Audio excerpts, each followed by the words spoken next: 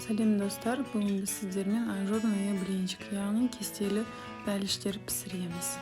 Ол үшін бізге жұмыртқа, айран, ұн, қант және сода керек. Алдымен ыдысқа айранымызды құйып аламыз. Және айранға бір ас қасық немесе жарты ас қасық соданы жақсылап араластырамыз. Сосын 1-2 минутқа бетін жауып қоямыз. Айран мен сода реакцияға түсіп, міне осындай қалыпқа келеді. Одан кейін біз оған жұмыртқамызды қосамыз.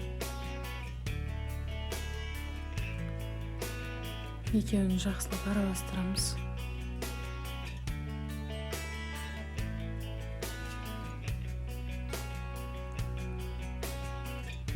Сосын қантты қосып, тағы да араластырамыз. Осындай сұйық қалыпқа келгеннен кейін ұнымызды қосамыз.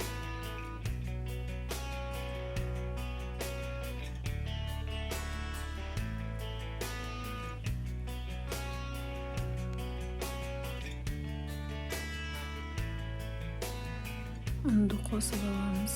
Тағы да қосамыз оны.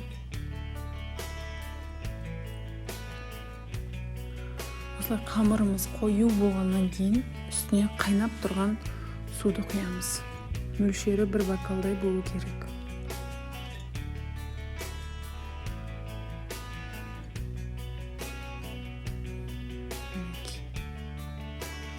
Құйып, қамыр пісіп қалмастан бұрын тез-тез араластырамыз.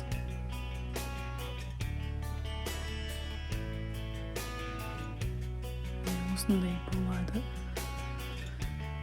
Біздің құймағымыз дайын болды. Енді қызып тұрған сковородкаға құйып, жаймен пісіреміз. Сковородка міндетті түрде қызып тұру керек. Осындай тесіктер пайда болады. Міне кестелі құймағымыз дайын. Жасап көріңіздер, өте оңай, өте қарапайым заттар кетеді ішіне. Өте дәмді шығады.